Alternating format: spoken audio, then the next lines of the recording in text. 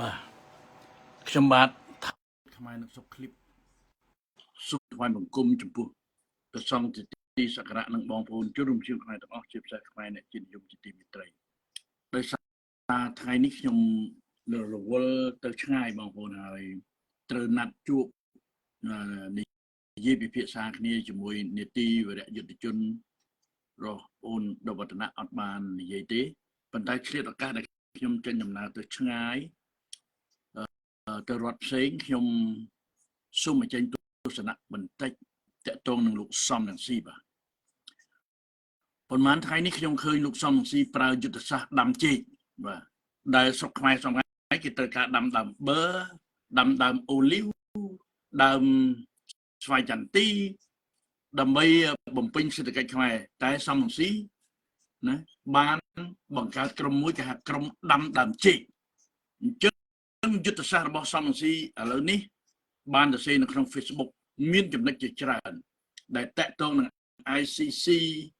ដែលតាក់ទងនឹងបញ្ហាការកាត់ទោសនៅដែលសំរងស៊ីបានប្រើប្រាស់តុលាការបារាំង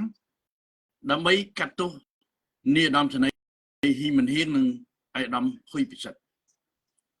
ថ្មីនេះខ្ញុំបានទទួលសារពីសម្ដេចតេជោសូមគោរពចំពោះសម្ដេចតេជោហ៊ុនសែនដែលលោកបានឲ្យតម្លៃខ្ញុំហើយលោកបានទៅសេមកខ្ញុំអរគុណបងប្អូនលោកបាននិយាយអំពីច្បាប់រដ្ឋធម្មនុញ្ញខ្មែរមាត្រា3ស្ដីពីតម្លៃនៃកងទ័ពខ្មែរនិងនីតិហ៊ានខ្មែរអញ្ចឹងតុលាការបារាំងត្រូវមើលឲ្យច្បាស់អំពីរដ្ឋធម្មនុញ្ញខ្មែរมันអាចរំលោភអធិបតេយ្យភាពរបស់ខ្មែរបានទេអ្នកมันអាចកាត់ទោសណាមេតបខ្មែរមេតបប្រទេសណាមួយដែលកំពុងតែស្ថិតនៅក្នុងកាតព្វកិច្ចដើម្បីកាត់ទោសទៅតាមបំណងបុគ្គលបានឡើយហើយខ្ញុំក៏បានទទួលការអរគុណពីនាយឧត្តមសេនីយ៍ផ្កាយមាស4ហ៊ីមិនហ៊ានដែរបាទខ្ញុំសូមអរគុណជាពិសេសចំពោះសម្ដេចតេជោដែលលោកបានឲ្យតម្លៃនៃទស្សនៈរបស់ខ្ញុំដែលខ្ញុំបាននិយាយកាលពីថ្ងៃ14មីនាកន្លងទៅនេះជាពិសេសលោកបានសរសេរអំពីរដ្ឋធម្មនុញ្ញខ្មែរមាត្រា3ដែលតាក់ទងនឹងកងទ័ពខ្មែរអញ្ចឹងសូមបងប្អូនខ្មែរទាំងអស់ជាពិសេសសំរងស៊ីត្រូវពិនិត្យមើលសភាពការពេលនេះណាមិនមែនប្រជាពលរដ្ឋខ្មែរមិនមែនដូចប្រជាពលរដ្ឋពីមុនទេណាសូមជ្រាបឲ្យខ្ញុំខ្លួនឯងបានទៅដល់មាតុភូមិកម្ពុជារួចហើយកាលពីខែមករាបានឃើញអំពីទឹកចិត្តរបស់ប្រជាជនខ្មែរមេតបខ្មែរដែលស្រឡាញ់បកប្រជាជនដែលនៅជាមួយនឹងសម្ដេចតេជោឥឡូវថ្មីនេះខ្ញុំគ្រាន់តែនិយាយទស្សនៈបន្តិចដោយសារខ្ញុំមានកិច្ចការទៅក្រៅអំពីសំណេររបស់សំរងស៊ីដែលនិយាយតាក់ទងនឹងយន្តហោះចម្បាំងរបស់ថៃឆ្លងកាត់ដែនសមាខ្មែរឬដែនអាកាសខ្មែរវាមិនដែលមានទេបងប្អូនថៃមិនមែនភ្លើដោយសំរងស៊ីទេណាដើម្បីចូលប្រទេសនីមួយគេមិនដែលបញ្ជូនយន្តហោះចម្បាំងមកទេកុំកុហកប្រជាជនគឺយន្តហោះសង្កេតការ observator plane បានន័យថាមិនដែលថៃណាភ្លើណាសំរងស៊ីមិនដែលធ្វើធានមិនយល់អំពីយន្តហោះចម្បាំងផងហ្នឹងវាមិនដែលថៃណាបញ្ជូនយន្តហោះចម្បាំងចូលមកដល់ដែនអាកាសខ្មែរទេព្រោះយន្តហោះចម្បាំងប្រតិកម្មច្បាំងលឿនបងប្អូនគេត្រូវប្រើប្រាស់យន្តហោះសង្កេតការណាមិនមែន reaction ទេមិនមែនយន្តហោះប្រតិកម្មឬក៏យន្តហោះចម្បាំងទេណាប្រទេសណាក៏ដោយយន្តហោះចម្បាំងវាបើកលឿនអញ្ចឹងពេលដែលសំរងស៊ីបានសរសេរថាថៃបានឈ្លានពានដែនអាកាសខ្មែរណាតែរដ្ឋាភិបាលយើងធ្វើដឹងមិនមែនអញ្ចឹងទេបងប្អូនដូចខ្ញុំជម្រាបជូនបងប្អូនអញ្ចឹងថៃអត់ភ្លើទេណាมันអាចប្រើយន្តហោះចម្បាំងមកទៅដែនខ្មែរគឺយន្តហោះសង្កេតការណាដើម្បីថតសភាពការហើយខ្មែរយើងក៏បានដឹងដែរពីព្រោះកងទ័ពខ្មែរយើងមានទ័ពអាកាសទ័ពម៉ារីនទ័ពជើងទឹកនិងជើងគោកហើយយើងក៏មានបច្ចេកទេសជាច្រើននៅតាមទ័ពដែនជាពិសេសទ័ពដែនខ្មែរថៃអ ចឹងអ្វីដែលសំរងស៊ីសរសេរគ្រាន់តែជាក្រុមពួកដាំជេកណាដែលបង្កឡើងនៅក្នុង Facebook ជាអំពើឆោតល្ងងមែនទែនពេលដែលខ្ញុំឃើញសំរងស៊ីសរសេរដាក់បែបនេះតាក់ទងនឹងទ័ពអាកាសខ្មែរតាក់ទងនឹង ICC តាក់ទងនឹងការកាត់ទោសឬក៏តុលាការបារាំងខ្ញុំអនិច្ចាណាខ្ញុំអនិច្ចាមែនទែនខ្ញុំនឹកស្មានមិនដល់ថាសំរងស៊ីបែបនេះសោះប្រើទស្សនៈដាំជេកណាដើម្បីបញ្ចេញទស្សនៈទប់ទល់ជាមួយនឹងគូបដិបត្តិរបស់ខ្លួនបងប្អូនមានចាំទេហេតុអីបានជាបារាំងដាក់សម្ដេចស៊ីនុឲ្យសោយរាជនៅពេលដែលលោកទៅបញ្ជន17 18ឧស្សាហ៍ហ្នឹងព្រោះបារាំងយល់ឃើញថាសម្ដេចស៊ីនុនឹងធ្វើតាមបារាំងតែទីបំផុតតើសម្ដេចស៊ីនុធ្វើតាមបារាំងនេះចំណុចជាច្រើនដែលបារាំងចង់បានអត់ទេអញ្ចឹងនៅពេលដែលសម្ដេចតេជោហ៊ុនសែននេះត្រូវវៀតណាមបានផ្ដល់នូវតួនាទីជារដ្ឋមន្ត្រីការបរទេសលោកបានដោះស្រាយបញ្ហាជាច្រើនជាមួយសម្ដេចស៊ីនុហើយទីបំផុតតើបំណងរបស់វៀតណាមដែលដូចបារាំងចង់ធ្វើជាមួយសម្ដេចស៊ីនុដូចទេអត់ទេបងប្អូនរឿងទ័ពអាកាសខ្មែររឿងទ័ពអាកាសថៃគឺជារឿងរបស់កងទ័ពមិនមែនគ្រាន់តែឃើញយន្តហោះចម្បាំងអត់ស្គាល់យន្តហោះចម្បាំងអត់ទាំងស្គាល់យន្តហោះសង្កេតការផងហ្នឹងបាទណាយន្តហោះសង្កេតការថៃគេមិនបញ្ជូនយន្តហោះចម្បាំងមកទេបើគេចង់ស៊ើបការគេបញ្ជូនយន្តហោះស៊ើបការពាក្យថាយន្តហោះចម្បាំងណាលោកសំរងស៊ីខ្លួនឯងត្រូវយល់គ្រាន់តែខ្ញុំសរសេរថាខ្ញុំអត់យល់មានកូនចៅសំរងស៊ីគេសរសេរមកសិតតែឲ្យខ្ញុំនឹងទៅស្រុកវិញនេះជាសិទ្ធិរបស់ខ្ញុំចង់ទៅនៅស្រុកខ្មែរក៏ជារឿងរបស់ខ្ញុំណាបងប្អូនមើលទៅនៅក្នុងសំណេររបស់សំរងស៊ីដែលបានសរសេរពីរឿងយន្តហោះចម្បាំងខ្ញុំឆ្ងល់មិនក៏ដឹងគាត់សរសេរថាមិនយល់មានអ្នកខ្លះអូគេសរសេរឌីលខ្ញុំប៉ុន្តែអត់អំពើទេអញ្ចឹងរឿង ICC សូមបងប្អូនយល់តើប្រទេសកម្ពុជាចូលជាសមាជិក ICC នៅឆ្នាំណា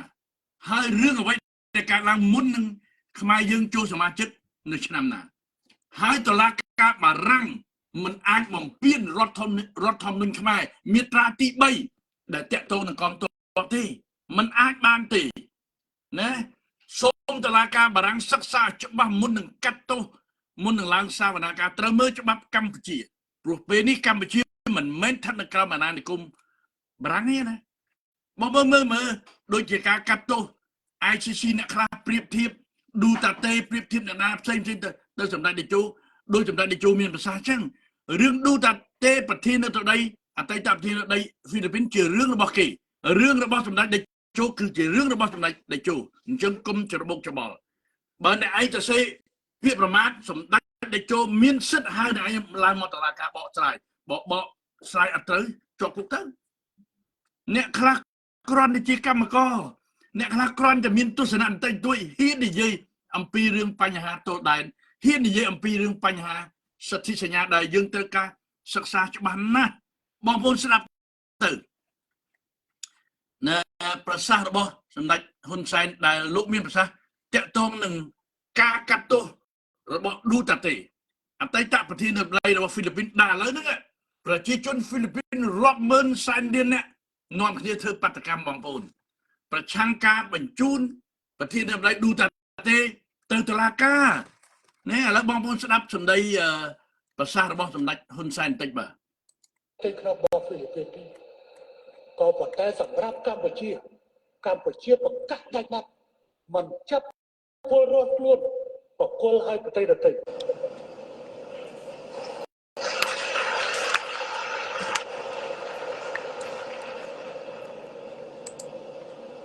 វាជារឿងមួយ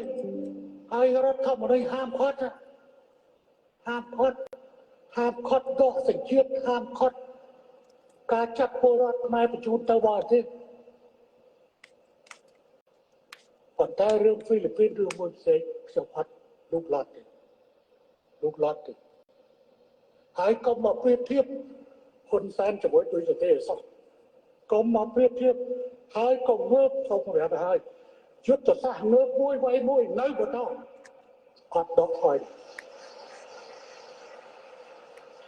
ហើយលពុះដៃតាមផ្សេងបកក៏អញតាមយកហើយដែរ បើពាក្យសម្ដីនេះខ្ញុំឃើញលោកសំស៊ីសរសេរបងប្អូនបើ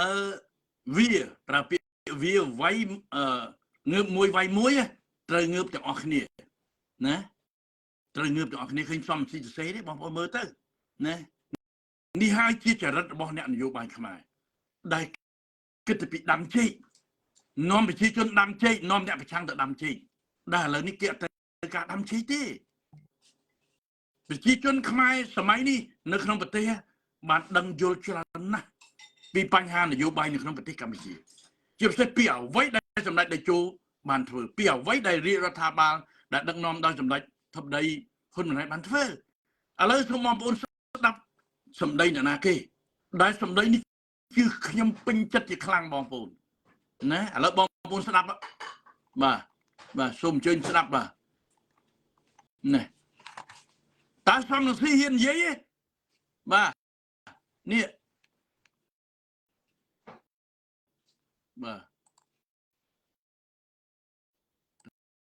ណានេះជាផែនទីដែលកងទ័ពភ្លាមភ្លាមគូតែប៉ុណ្ណោះកម្ពុជាមិនដែលទទួលស្គាល់នៅផែនទីឯកតោភាគីរបស់ថៃម្ដងណាទេដូច្នេះកម្ពុជាគ្មានតំបន់ត្រួតស៊ីគ្នា 4.6 នោះទេគឺមានតែទឹកដីដែលកងទ័ពថៃឈ្លានពានកាន់កាប់តែប៉ុណ្ណោះសូមប្រាប់ទៅអ្នកឯងឲ្យច្បាស់ជាផែនទីដែលកងទ័ពឈ្លានពានគូតែប៉ុណ្ណោះកម្ពុជាមិនដែលទទួលស្គាល់នៅផែនទីឯកតោភាគីរបស់ថៃម្ដងណាទេដូច្នេះកម្ពុជាគ្មានតំបន់ត្រួតស៊ីគ្នា 4.6 នោះទេអ្នកស្ដាប់ឲ្យច្បាស់ណាសូមស្ដាប់ឲ្យច្បាស់អ្នកខ្លះដែលតាំងខ្លួនជាប្រឆាំងអ្នកប្រឆាំងតែខ្លួនឯងស្នេហាជាតិលើគេណាស្ដាប់ឲ្យច្បាស់ណាកុំចូលដៃហុចដងដើរឲ្យត្រូវអញ្ចឹងបាទខ្ញុំនឹកឃើញសម្ដីកឹមសុខបងប្អូនប្រហែលឆ្នាំមុនណាកឹមសុខក៏បានតំណាក់តំណងជាមួយខ្ញុំកឹមសុខបាននិយាយជាមួយខ្ញុំថាសំនឹងស៊ីហុចដងដើរឲ្យទៅកន្លែងនេះខ្ញុំខឹងខ្ញុំអត់រាប់អានកឹមសុខរហូតដល់សប្តាហ៍ថ្ងៃឥឡូវហេតុអីបានជាកឹមសុខប្រែទៅគ្រប់គ្រងមូសហួរគ្រប់គ្រងសំនឹងស៊ីវិញឃើញទេបានលុយបងប្អូនគ្រប់គ្រងឲ្យបានលុយណាតាមសមត្ថភាពកឹមសុខធ្វើអីបងប្អូនគិតមើលណាខ្ញុំអន់ចិត្តទៅកឹមសុខដោយសារការនោះកឹមសុខបាននិយាយថាសំនឹងស៊ីហុចដងដើរឲ្យទៅឲ្យចំណេចតេជោហ៊ុនសែនដោយសារការនោះខ្ញុំនៅកាន់ជើងសំនឹងស៊ីចុះឥឡូវហេតុអីបានជាកឹមសុខប្រែសម្ដីប្រែទស្សនៈរបស់ខ្លួនចូលជួយមូសហួរចូលជួយសំនឹងស៊ីសង្ឃឹមថានឹងបានកាន់កាប់ប្រទេសដល់រដ្ឋណាថាសវុតនៅរស់ថាសវុតនៅតែតាមមើលអញ្ចឹងបាទតាមមើលឯងរហូតជាពិសេសកឹមសុខណាដែលសប្តាហ៍ថ្ងៃរស់នៅប្រទេសទី3រស់ដោយសារអ្វីទស្សនៈថែមលុយដោយអ្នកខ្លះនៅស្រុកបារាំងនិយាយមកគេឲ្យលុយខ្លះមិនអត់ទេបាទអញ្ចឹងនៅពេលដែលកឹមសុខនិយាយជាមួយខ្ញុំថាសំនឹងស៊ីហុចដងដើរឲ្យសត្រូវគឺហុចដងដើរឲ្យសម្ដេចតេជោហ៊ុនសែនពេលនោះយើងទស្សនៈគ្នាណាចុះឥឡូវតើកឹមសុខដូរទស្សនៈមានអាណាជេរកឹមសុខទេណាដូចខ្ញុំនិយាយនៅពេលដែលសំនឹងស៊ីទៅចាប់ដៃជាមួយសម្ដេចតេជោមានអាណាជេរសំនឹងស៊ីអត់ទេអញ្ចឹងចំពោះខ្ញុំគ្រប់គ្រងចំពោះទស្សនៈសម្ដេចតេជោដែលលោកមានប្រសាសន៍មិនហ្នឹងណាពីរឿងទឹកដីសមានអ្នកឯងនឹងស្រឡាញ់ទឹកដីលើសម្ដេចតេជោណាស់ទៅណាតែយុទ្ធសាស្ត្រនយោបាយមិនមែនធ្វើយុទ្ធសាស្ត្រតាម Facebook ដូចសំនឹងស៊ីចាក់ស្គីលបាទហើយរបៀបអញ្ចឹងទេបងប្អូនអត់ទេឥឡូវសូមបងប្អូនមើលសកម្មភាពរបស់សម្ដេចតេជោដែលលោកបានទៅប្រជុំនៅសង្ស័តទីក្រុងប៉ារីសណាកាលពីឆ្នាំបាទលើសពី20ឆ្នាំមុនសូមបងប្អូនអញ្ជើញមើលបាទហើយយើងពិចារណាទាំងអស់គ្នាដោយជោគជ័យរហូតដល់ le prince de London chez nous et moi-même, c'est s'assurer avec succès. Oui, que pour ce qui les métiers pour faire ta bằng lúa của người thiết bóc phần đánh là đón tiền luôn còn đôi kia métier pour faire ta bằng lúa của người thiết là bóc ta trên là trên le Campuchie. C'est là la victoire de la politique de réconciliation nationale du prince London chez nous et aussi celle de la politique nationale de réconciliation nationale de la République populaire de Campuchie. Dương chân នេះឯកឧត្តមចំប្រសិទ្ធជាមួយនឹងសម្ដេចតេជោបាទឯកឧត្តមចំប្រសិទ្ធបាទនេះផាកអ៊ុចបរិទ្ធឯកឧត្តមអ៊ុចបរិទ្ធបាទនេះ ពុទ្ធទៅរកការដោះស្រាយសិទ្ធិប្រតិពុទ្ធចំនួននៅកម្ពុជាnous sommes en train ensemble avec le frère Claude Anciano de nous acheminer dans la voie vers une solution véritable au problème de Campuchie ហើយតែក្តីប្រកាសរួម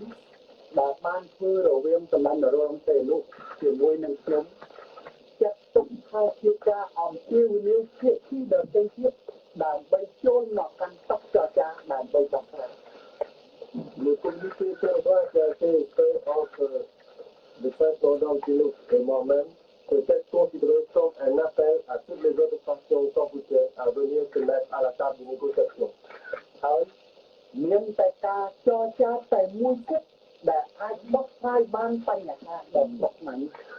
Ce n'est seulement que par le dialogue que l'on peut régler ce problème complexe. ហើយការដោះស្រាយនេះត្រូវតែដោះស្រាយក្នុងក្របខ័ណ្ឌប្រជាជនកម្ពុជាខ្លួនឯង Et cette solution doit être réglée par le peuple cambodgien lui-même. ក្នុងឱកាសនេះខ្ញុំសូមសូមអំពាវនាវចំពោះភាគីដទៃទៀតចូលមកកាន់តុចរចាដើម្បីដោះស្រាយ បាទបងប្អូនមើលនៅពេលដែលបារាំងអនុញ្ញាតឲ្យសម្ដេចសីហនុសោយរាជនៅក្នុងបជនក្មេងបារាំងសង្ឃឹមថានឹងសម្ដេចសីហនុនឹងធ្វើតាមអ្វីមួយដែលបារាំងចង់បានតែទីបំផុតអត់ទេសម្ដេចដែលចូលហ៊ុនសែនក៏អញ្ចឹងដែរណាអ្វីដែលលោកបានធ្វើមានការប្រែប្រួលអាប់ដេតហើយខ្ញុំខ្លួនឯងផ្ទាល់បានធ្លាប់និយាយគ្នាជាមួយសម្ដេចខ្ញុំអត់ដែរនិយាយទេបងប្អូនទៅប្រាប់ថ្មីនេះប្រហែលថ្ងៃនេះណាមុនខ្ញុំទៅប្រទេសកម្ពុជាខ្ញុំបានពិភាក្សាជាមួយសម្ដេចតេជោច្រើនមករហូតដល់ខ្ញុំបានទៅជួបសម្ដេចតេជោផ្ទាល់មុខខ្ញុំដឹងណាតើខ្ញុំនិយាយអ្វីខ្លះជាមួយសម្ដេចតេជោអញ្ចឹងបើពួកអ្នកឯងជឿសំរងស៊ីផ្កាប់មុខខ្ញុំក៏ជឿសម្ដេចតេជោលុះខ្សែដែរណែហើយស្ដាប់សម្ដីសម្ដេចតេជោរប្រសាសន៍លោកនិយាយអំពីរឿងទឹកដីតាក់ទងថៃហើយតាក់ទងអាយុនហោះចម្បាំងណាបើសំស៊ីចេះសរសេរដាក់យន្តហោះសង្កេតការយន្តហោះចម្បាំងវាតាក់ទងនឹងយន្តហោះសម្រាប់ធ្វើសង្គ្រាមវាមិនដែលថៃណាវាបញ្ជូនយន្តហោះនឹងមកទេបាទយ៉ាងច្រើនបញ្ជូនយន្តហោះឬ drone បែបស៊ើបការអញ្ចឹងអ្វីដែលសំស៊ីធ្វើគឺជាក្រុមដាំចេកខ្ញុំដាក់ឈ្មោះថាពួកអាដាំចេកបាទហើយខ្ញុំប្រកាសទៀតថាអ្នកឯងគ្រប់គ្រងសំស៊ីផ្កាប់មុខខ្ញុំក៏គ្រប់គ្រងសម្ដេចតេជោហ៊ុនសែនលុះខ្សែអរគុណបាទជម្រាបលា